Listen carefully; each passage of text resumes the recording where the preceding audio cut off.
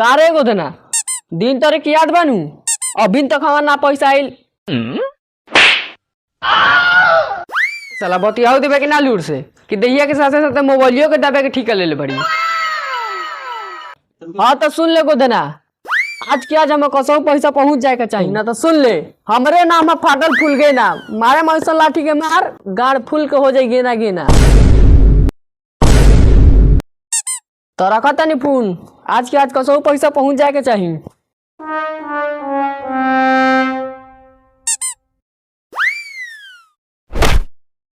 तोरे खेत बहुत पोए रहा दबा ले सन हमार छोटी कुदारी उठाओ सन आ चांद पे खेत में के सब बन साफ क के आओ सन। ठीक बा मालिक ठीक बा। जा सन तो जल्दी से। हाँ ठीक बा।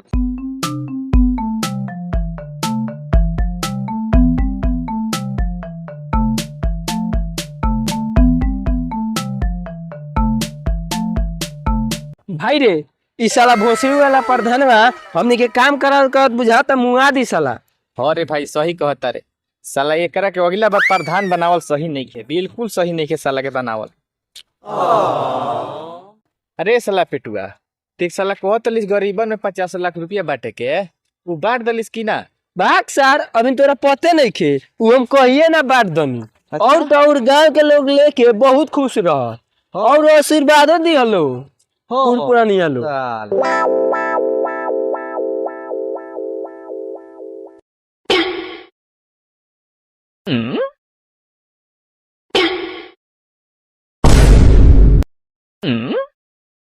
साला पहले पैसा हम देखले बानी हम लेब। साले पैसा पहले हम देखनी है तू लेब। साला भोसड़ी वाला मरबे रे मरबे हमारे मरबे हमना के। अरे साला फिर हमरा के मरबे हमरा के देख लेते हैं कौन साला भोसड़ी वाला हमरा से पैसा ले लेता।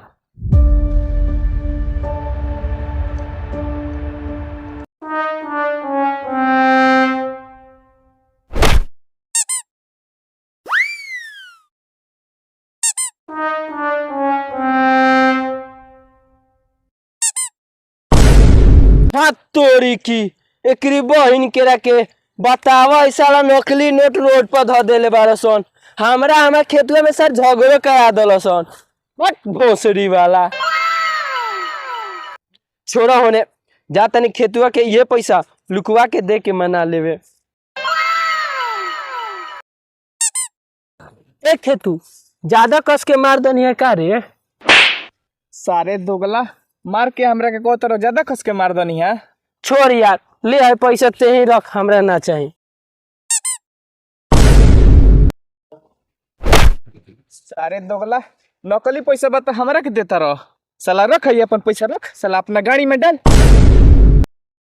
एक खेतु छोड़ ना वो गलती से हो गई हवे। अरे साला पिटुआ ये बहुत गाड़ी अलावत हवे चल ओकरा के रोडवा पर पैसा रख के पढ़ावल जा साला के चल चल।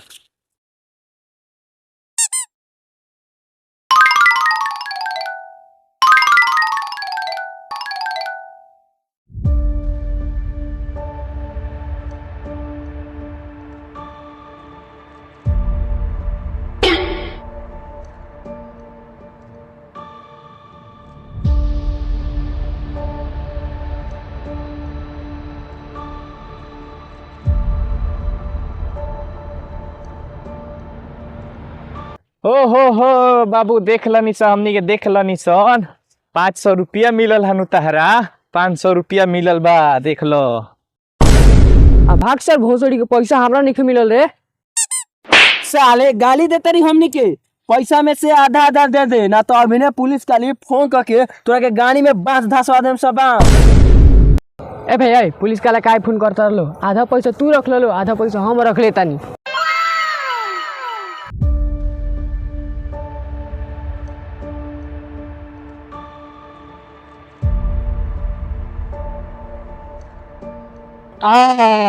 अब हम लारे प्रधान काली नौकरी करी हन साला 5 रुपया खातिर दिन भर गाड़ी में बांस धसले रहेला।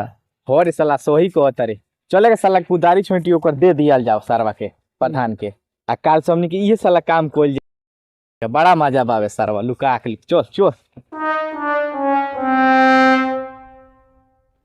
अरे साला पेटुआ आ कामुआ छोड़ल जे तो प्रधानवा मारी ना नु रे साला। भाग मारी का हमर झान काम कल जाए चाहे ना कल जाए हमने क्या मर्ज।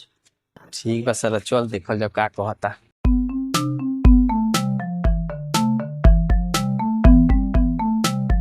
हे प्रधान कहाँ बड़ा हो, जल्दी बाहरी निकलो घर से। भाग बुर हे ते इतना इज्जत से बुलाते देख साला हम बुलाते रे प्रधानवा सरवा कहाँ बड़ी निकल जल्दी। कौन सर कुत्ता गला दुआरवा के भूकता है, जान पे यार बाकी ना रे ओकर साला।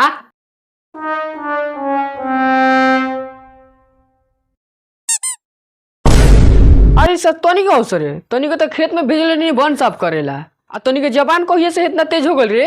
अरे साला जानता सकी ना हमरे नाम फाटल फूल गे ना। हमार झट के बाद से फाटल खुल गए।